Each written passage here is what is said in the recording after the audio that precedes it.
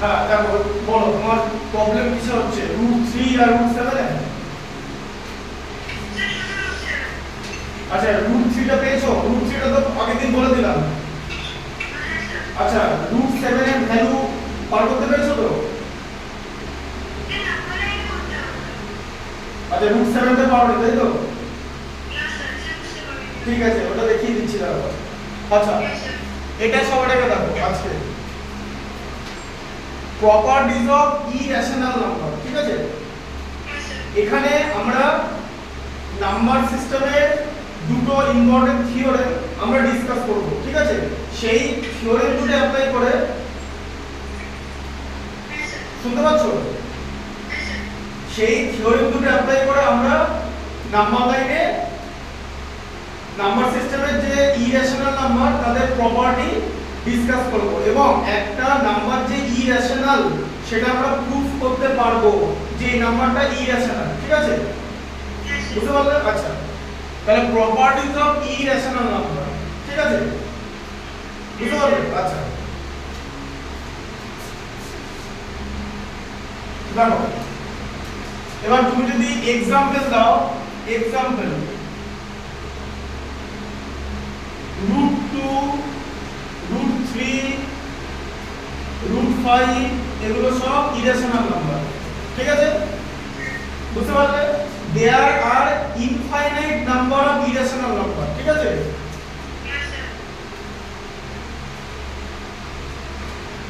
there are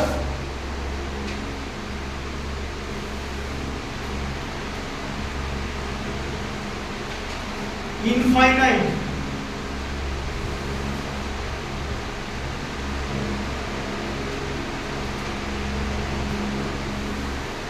irrational numbers আচ্ছা আমার sound clear আসছে তো একদম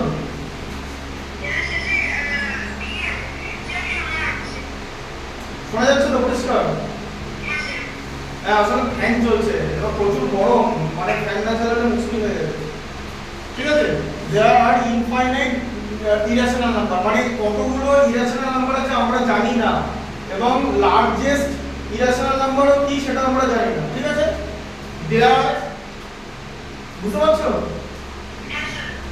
there is no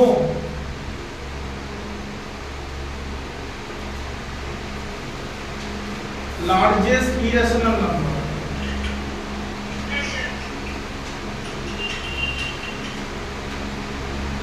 the largest irrational number বলে কিছু হয় না ঠিক আছে এবার এই যে irrational নাম্বার দুটো প্রপার্টি ফলো করে ঠিক আছে তাহলে theorem 1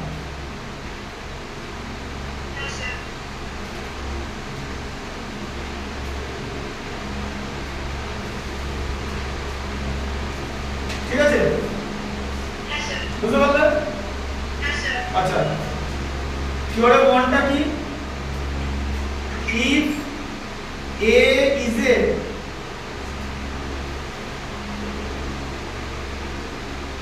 natural number and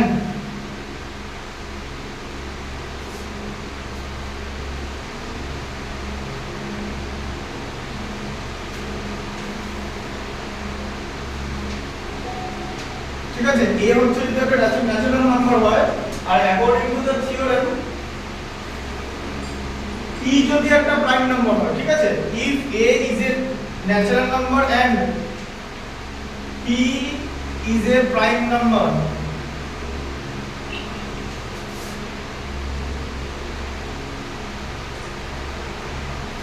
if a is a natural number and p is a prime number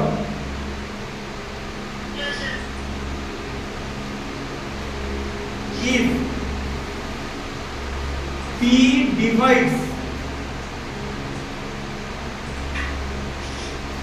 ঠিক আছে p divides a square বুঝতে পারলে মানে a square K p divide করে দেবে বুঝতে পেরেছো আচ্ছা if p divides a square then p divides a ঠিক আছে তাহলে a যদি একটা ন্যাচারাল নাম্বার হয় আর p যদি একটা প্রাইম নাম্বার হয়, p যদি a স্কয়ার কে ডিভাইড করে তাহলে a কেও ডিভাইড করবে, ঠিক আছে?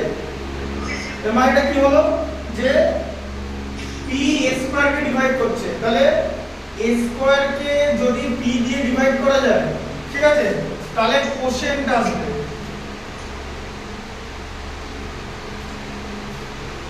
ঠিক আছে, কোনো রিমাইন্ডার আসবে না, নো রিমাইন্ডার। বুঝতে পারলে? তাহলে a কেও p দিয়ে ডিভাইড করা যাবে, মানে a কে p দিয়ে ডিভাইড করলে অনলি কোশেন্ট আসবে, no reminder.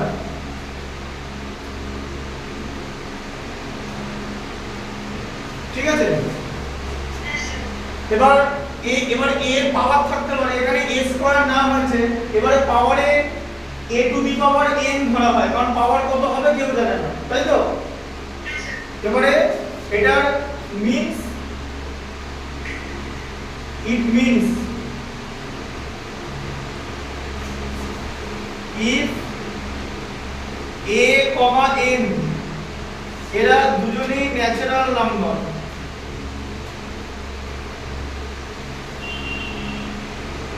a, n natural number, ঠিক আছে? এবারে a to the power n K p দিয়ে ডিভাইড করা যাচ্ছে, a to the power n কে যদি p দিয়ে ডিভাইড করি আমি কোশেন্ট পাবো, নো রিমাইন্ডার, কোনো রিমাইন্ডার পাবো না। বুঝতে পারলে? a to the power n K p দিয়ে ডিভাইড করলে কোনো রিমাইন্ডার পাবো না, তাহলে a কেও p দিয়ে ডিভাইড করা যাবে। এই যে এটাতে আমরা অনলি কোশেন্ট পাবো, কোনো রিমাইন্ডার পাবো না।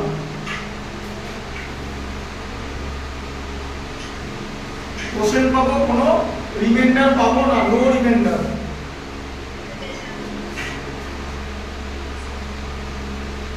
a by p no reminder. বুঝতে পারলে?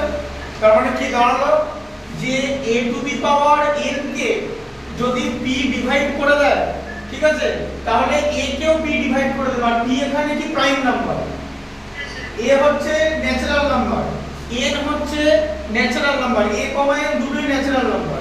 এবার এই প্রপার্টিগুলোর ইউজ কি?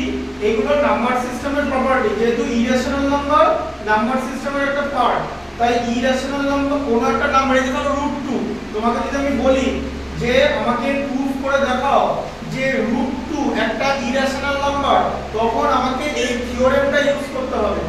বুঝতে পারলে? এই থিওরেমটা খুব ইম্পর্টেন্ট, এটা হচ্ছে থিওরেম 1। বুঝতে পারলে? ঠিক আছে, আচ্ছা এবারে তুমি এই পর্যন্ত লিখে নাও, যে পর্যন্ত দেখতে পাচ্ছ। হ্যাঁ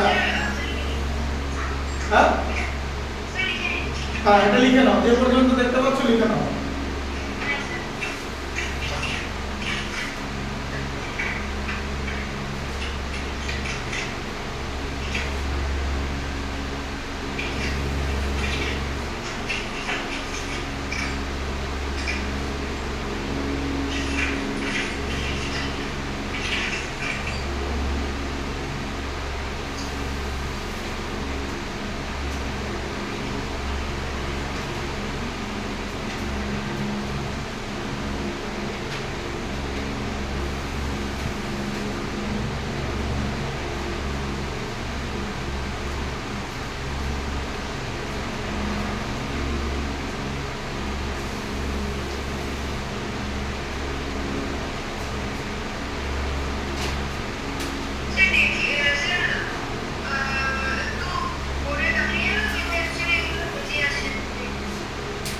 হ্যাঁ বলো বলো।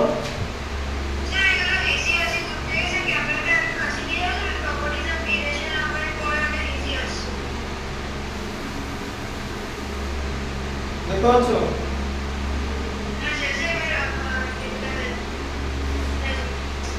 Properties of irrational number: there are infinite irrational number, there is no largest irrational number, and theorem 1 states that if a is a natural number and p is a prime number, and if p divides a square, then p divides a. কেন? তার কারণ a স্কয়ারের মধ্যে তো দুখানা a আছে, তাই না? এই যে a স্কয়ার এর মধ্যে দুটো a আছে, তাহলে একটা a কে যদি b ডিভাইড করে দেয় তাহলে আরেকটা a কেও তো করবে, তাই না? বুঝতে পারলে?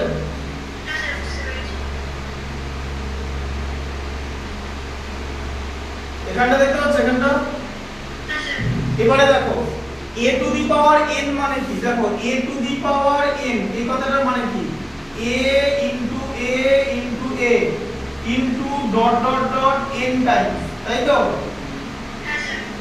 তাহলে এবারে এক এই টোটালটাকে যদি p দিয়ে ডিভাইড করা যায় তাহলে এক একটা a কেও তো ডিভাইড করা যাবে, তাই তো? কারণ সবই তো a আছে। এটা বুঝতে পারলে? এই প্রপার্টিটাকে আমাদের কাজে লাগাতে হবে যখন আমরা প্রুফ করব যে একটা নাম্বার ইরেশনাল কিনা। You have to prove it. লিখে নাও এটা।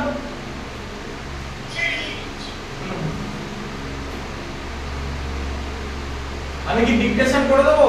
তাহলে লিখতে সুবিধা হবে।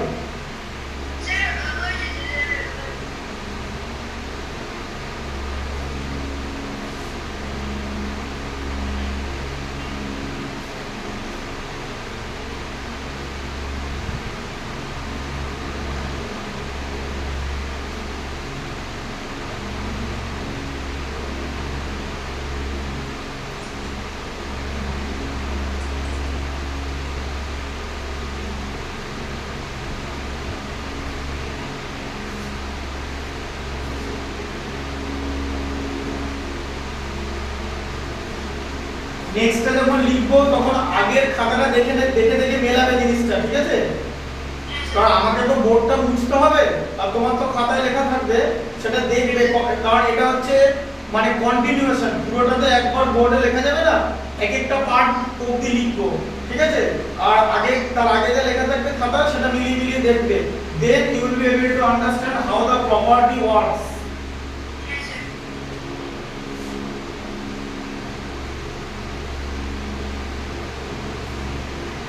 হলো লেখা?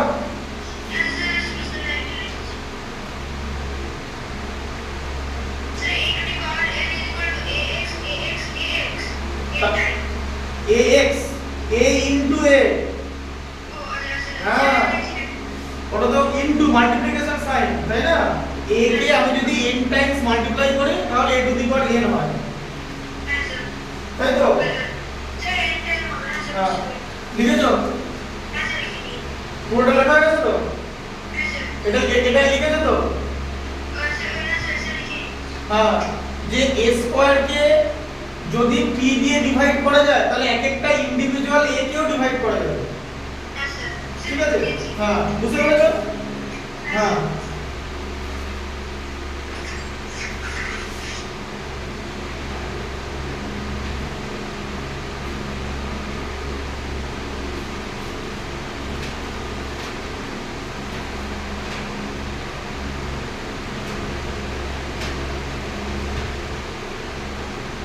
আচ্ছা, এরপর হচ্ছে প্রপার্টি 2, ঠিক আছে? মানে theorem 2।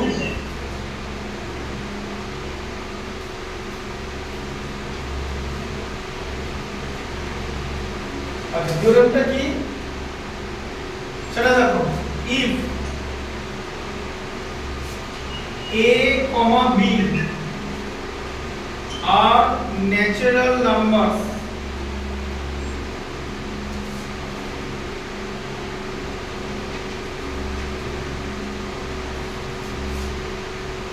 p is a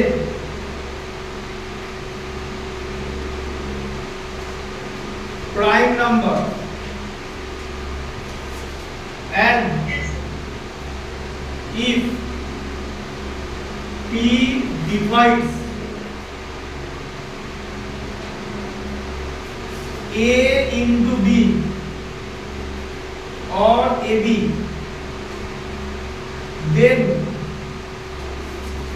p divides both a and b individually.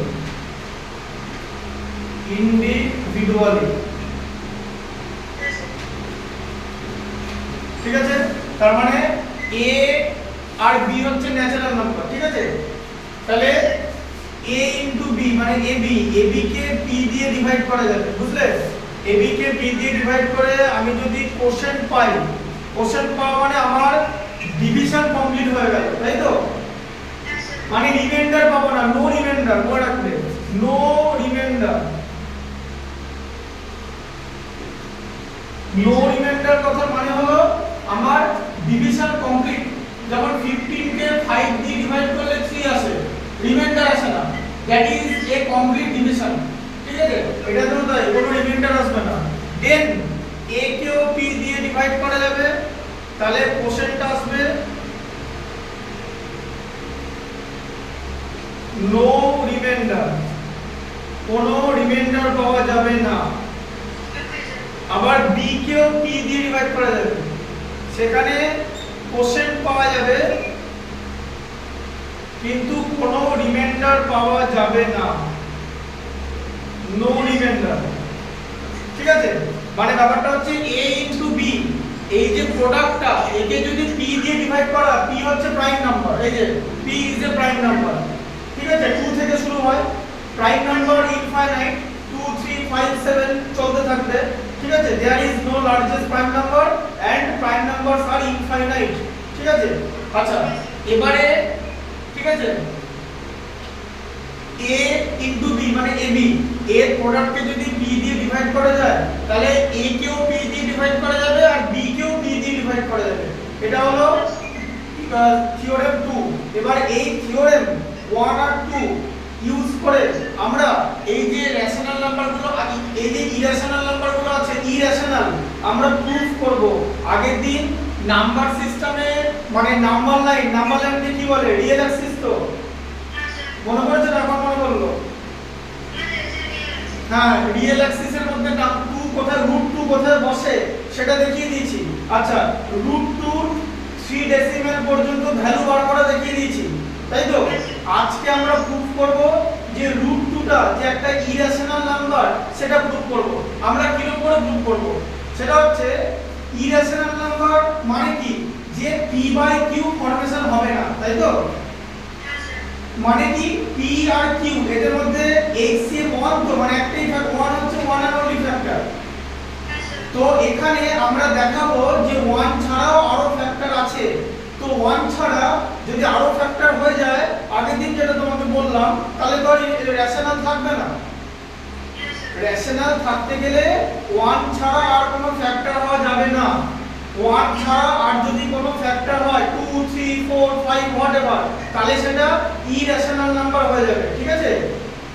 তাহলে আমরা প্রুফ করব যে √2 কে যদি আমরা রেশনাল নাম্বারে প্রথমে কনভার্ট করব, মানে এক্সপ্রেস করব, দিয়ে দেখাবো যে √2 এর মানে রেশনাল নাম্বারে যখন আমরা এক্সপ্রেস করব, তখন p আর q এদের আলাদা আলাদা ফ্যাক্টর আছে, মানে 1 ছাড়াও, দিয়ে আমরা কি করব?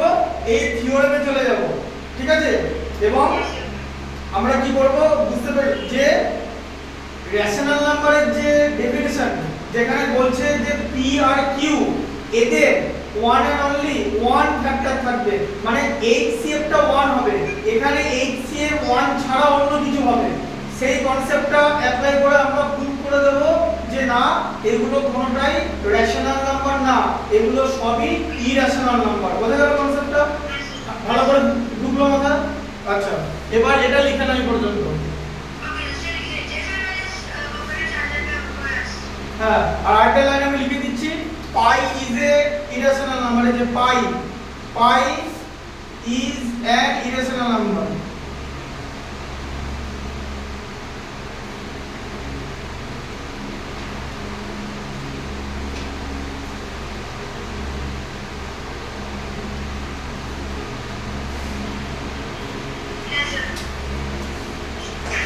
হলো? হ্যাঁ হ্যাঁ, এটা লিখে নাও। আর লাস্টে এটা লিখে নেবে, পাই মানে জানো তো? হ্যাঁ হ্যাঁ, পাই ইজ অ্যান ইরেশনাল নাম্বার, ওটা অ্যাপ্রক্সিমেট ভ্যালু, ওটা হচ্ছে অ্যাপ্রক্সিমেট ভ্যালুতে নেওয়া হয়। পাই ইজ অ্যান ইরেশনাল নাম্বার। পাই কেন ইরেশনাল নাম্বার, সেই প্রুফটা নেক্সট ডে দেখাবো। কেন? কারণ তার আগে অনেক কিছু জিনিস আছে। এগুলোর এই প্রপার্টির ইউজ না শেখালে ওইটা প্রুভ করতে পারবে না, বুঝতে ব্যাপারটা? হ্যাঁ, এটা এই পর্যন্ত লিখে নাও, ঠিক আছে? তারপর আমরা আস্তে আস্তে ম্যাথসে চলে যাব এবং যখন ম্যাথসটা করাবো তখন কোন প্রপার্টি কোথায় ইউজ হচ্ছে সেটা তোমাকে বুঝিয়ে দেওয়ার খাতায় তো তোমার লেখা আছে, ঠিক আছে? লিখে নাও এটা। লিখে নাও।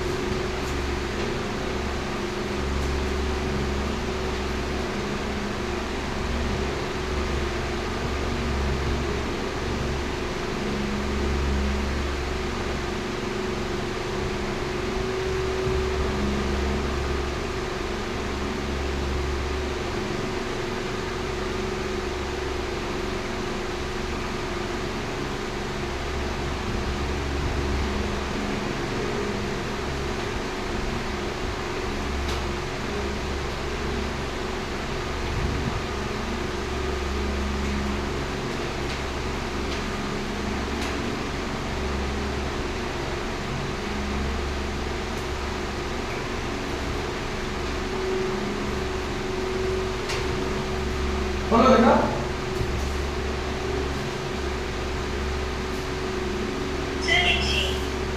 লিখে না, শুধু তাড়াতাড়ি লিখে না, বেশি করে নেই।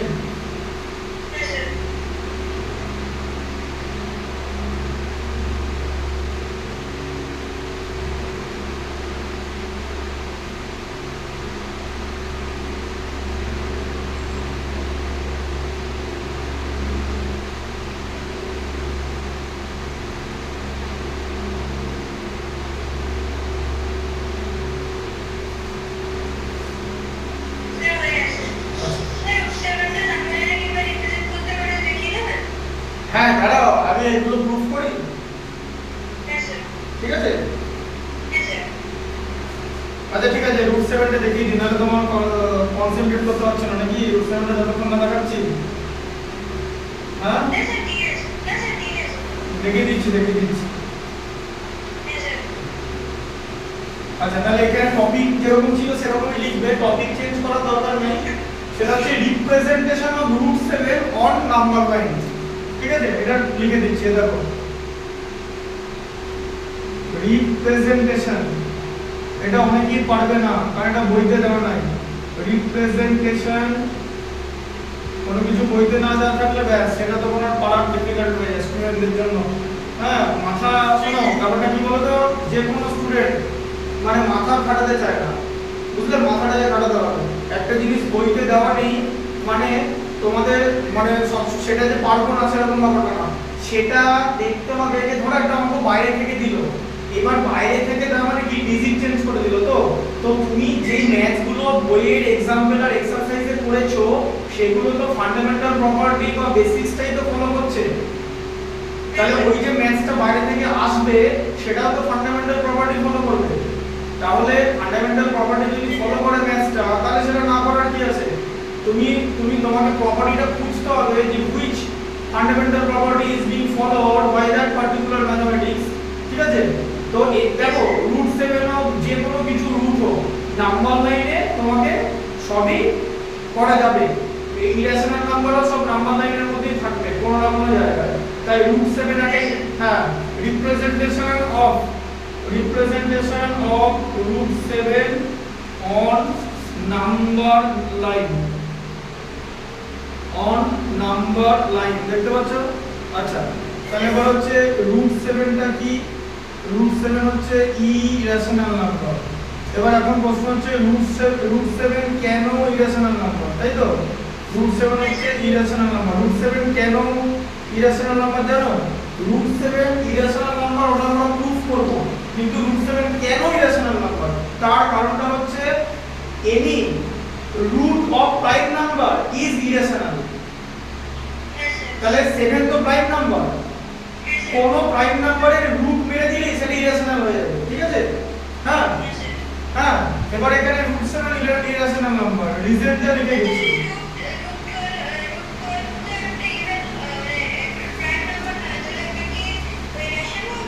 না রুট 12 রুট 3 হ্যাঁ ওটা ইরেশনাল নাম্বার। হ্যাঁ রুট 12 যে ইরেশনাল নাম্বার সেটা আমরা প্রুফ করে দেব। হ্যাঁ প্রাইম নাম্বার না হলে যে হবে না তার কোনো মানে নেই, কিন্তু প্রাইম নাম্বার হলে হবেই, প্রাইম নাম্বার না হলেও হতে পারে। Root of all prime number, prime number irrational না, 7 ইরেশনাল নাম্বার কিন্তু রুট 7 ইরেশনাল নাম্বার, ঠিক আছে? রিজন লিখে দিচ্ছে, যে লিখে নেবে যে root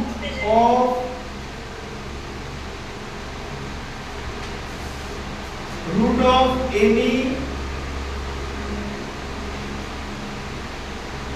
prime number is irrational।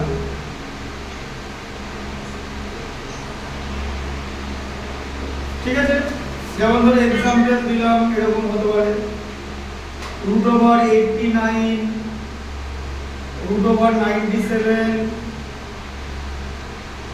√83 এগুলো সব ইরেশনাল নাম্বার, কারণ 83 89 97 এগুলো সব প্রাইম নাম্বার, ঠিক আছে? আচ্ছা, এবারে এই যে √7 কে আমরা নাম্বার লাইনে দেখাবো কোন প্রপার্টি ইউজ করে, কোন থিওরেম ইউজ করে, কোন থিওরেম ইউজ করে, মেথডের নাম কি? মেথডের নাম কি বলো? পাইথাগোরাস থিওরেম, মনে পড়েছে? হ্যাঁ পাইথাগোরাস থিওরেম আমরা ইউজ করব এখানে, ঠিক আছে? পাইথাগোরাস থিওরেমটা কি? যে একটা রাইট অ্যাঙ্গেল ট্রায়াঙ্গেলে হাইপোটেনিউসের square equal to sum of other two sides square, sum of the square of other two sides, তাই তো? হ্যাঁ হ্যাঁ ঠিক আছে, বুঝতে পেরেছো? হ্যাঁ ওটা তো ভার্টেক্স, তুমি যেটা বললে a square plus b square equal to c square, ওটাকে ভার্টেক্স বলে। ভার্টেক্স চেঞ্জ হতে পারে, তোমাকে এটা মনে রাখতে হবে যে একটা রাইট অ্যাঙ্গেল ট্রায়াঙ্গেল এদিকে দেখো, দেখতে পাচ্ছ? হ্যাঁ এই যে রাইট অ্যাঙ্গেল ট্রায়াঙ্গেল দেখতে পাচ্ছ তো? তো এইটাকে বলে হচ্ছে হাইপোটেনিউস, ঠিক আছে? এটা হাইপোটেনিউস। আচ্ছা এটা এই যে এটা হচ্ছে পারপেন্ডিকুলার, মানে যেটা দাঁড়িয়ে আছে সোজা ভার্টিক্যাল লাইনটা সাইডটা, এটা হচ্ছে পারপেন্ডিকুলার, এটা পারপেন্ডিকুলার আর এটা হচ্ছে বেস, ঠিক আছে। হ্যাঁ, এবারে হাইপোটেনিউস কে h লিখলাম, বেস কে b লিখলাম, পারপেন্ডিকুলার কে p লিখলাম। তাহলে হাইপোটেনিউসের স্কয়ার, বেসের স্কয়ার আর পারপেন্ডিকুলার স্কয়ারের যে সাম সেটা হবে, ঠিক আছে। এইটা হচ্ছে পাইথাগোরাস থিওরেম, ঠিক আছে। এই থিওরেমটা আমরা ইউজ করব। এবার সবথেকে বড় কথা হচ্ছে √7 টা কোথায় থাকবে। দেখো এবার বলছো √7 √4 এর থেকে বড় তো, মানে 2 এর থেকে বড় তো। হ্যাঁ, তেমনি আবার √9 এর থেকে ছোট তো, মানে 3 এর থেকে ছোট, তাই তো। তাহলে √7 কোথায় থাকবে? 2 আর 3 এর মাঝখানে থাকবে, তাই তো। হ্যাঁ, 2 আর 3 এর মাঝখানে থাকবে তো। আচ্ছা, এবার দেখো কি করবে তুমি। তোমাকে প্রথমে এরকম একটা নাম্বার লাইন টানতে হবে, ঠিক আছে। আচ্ছা, এই নাম্বার লাইনে এখানে 0 লিখতে হবে, 0 1 গ্যাপ, সেম গ্যাপ দেবে। তোমার যে স্কেল আছে জিওমেট্রি বক্সের যে স্কেল, সেই স্কেলে কি করবে, হ্যাঁ ঠিক আছে, সেই স্কেলে মানে একটা করে ইঞ্চি নেবে। হ্যাঁ, একটা ইঞ্চি 1, একটা ইঞ্চি 2, একটা ইঞ্চি 3, এখানে 1 ইঞ্চি এইগুলো যেন সমান হয়, ঠিক আছে। এই লাইনটা এই লাইনটা লাইনটা তিনটে সমান, ঠিক আছে। আচ্ছা, এবারে কি করবে, হ্যাঁ 3 স্কেল নিয়ে বসেছো কি? ফ্রি হ্যান্ডই করো, কিন্তু আমি বুঝিয়ে দিচ্ছি, তারপরে আমি বুঝিয়ে দেবো, তারপরে তুমি স্কেলটা দিয়ে লাইন টানবে খাতায়, যাতে এরকম তেরা বাঁকা না হয়ে যায়, ঠিক আছে। আচ্ছা, এবার বোঝো এই যে এইখানটা, এখানে এই যে মাপটা, মানে এখানে 1 নেবে, 1, ঠিক আছে। আচ্ছা, এখানে 1 নেবে, নিলে 1, এটা আর এটা যেন সমান হয়, বুঝলে। 1 নিলে, এই মাপটা নিলে, মানে 1 ইউনিট নিলে, বুঝলে তো, স্কেলের 1 ইঞ্চি নিলে। আচ্ছা, দিয়ে এখান থেকে লাইনটাকে কন্টিনিউ করলে, মানে হাইপোটেনিউসটা আঁকলে, তাই তো। আচ্ছা, তাহলে এখানটা 1 তো, আর এই টোটাল জায়গাটা কত, 2 তো। তাহলে এখানটা কত, এই জায়গাটা কত হবে? এই দেখো, এবার নাম দাও, এ বি সি, দিছো নাম। আচ্ছা, তাহলে এ বি কত, এখানে দেখো, এবারে এদিকে দেখো, এ বি দেখতে পাচ্ছ তো, দেখতে পাচ্ছ তো। তাহলে এ বি হচ্ছে 2, তাই তো। বিসি কত, 1 তো। এই যে বিসি আর এসি বার করতে হবে তো, এসি কত হবে, এই দুটো রুট করে যা হবে, তাই তো। এই যে এই দুটো স্কয়ারের, এই দুটো স্কয়ার করে অ্যাড করে দাও রুট তো, তাই তো। তাহলে 4 + 1 মানেটা কত, √5 হবে তো। তাহলে এখানটা কত হলো, √5 তো। আচ্ছা, এবারে এইখানে এরকম নেবে, এবার এই যে এটাকে ঘোরাবে, মানে 90 ডিগ্রি অ্যাঙ্গেলে নেবে, ঠিক আছে। এই যে অ্যাঙ্গেলটা যেন 90 ডিগ্রি থাকে। কেন 90 ডিগ্রির কথা বললাম, কারণ Pythagoras theorem is only applicable for a right triangle, যার একটা রাইট অ্যাঙ্গেল থাকে, তাহলে এখানে 90 ডিগ্রি অ্যাঙ্গেল নেবে, ঠিক আছে। আচ্ছা, অ্যাঙ্গেল নিয়ে এই লাইনটাকে এরকম টানবে, ঠিক আছে। আবার এখানে 1 নিলে 1, এই যে এটা আর এটা সমান হবে, তাই তো। তাহলে এখানটা কত হবে, এটার নাম দিতে ডি, তাই তো। এবার বলো, এটা একটা রাইট ট্রায়াঙ্গেল তো, তাহলে এসি কত, এবারে বলো এসি, দেখতে পাচ্ছ এখানে এসি লেখা আছে, হ্যাঁ। আচ্ছা, এসি কত, এসি কত বলো। আচ্ছা, √5, ঠিক আছে। সিডি কত, 1, তাহলে এডি বার করতে হবে তো এটা।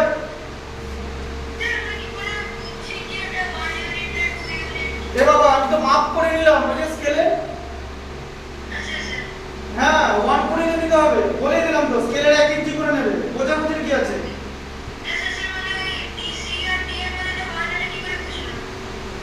এই জায়গাটা 1, এটা তো মাপ নেবে তুমি, এটা বোঝাবুঝি কেন, এটা 1 নিতেই হবে। 1 কি করে বুঝবো না, 1 নিতে হবে তোমাকে স্কেলে। স্কেলে যে ইঞ্চি আছে ইঞ্চি বসিয়ে 1 নিতে হবে, বোঝা গেল? হ্যাঁ তাহলে এবারে এডি কত, এডি এডিটা তো হাইপোটেনিউস তো, তাহলে বলো দেখতে পাচ্ছ লেখা আছে এডি, দেখতে পাচ্ছ তো? তাহলে এডি কত হবে, এই দুটো স্কয়ার হবে তো, এই যে AC square plus CD square হবে তো, কি তাই তো? দেখতে পাচ্ছ? হ্যাঁ তাহলে √5 এর হোল স্কয়ার কত, √5 ইনটু √5, তাই তো? হোল স্কয়ার মানে কত হয়, 5 হয় না?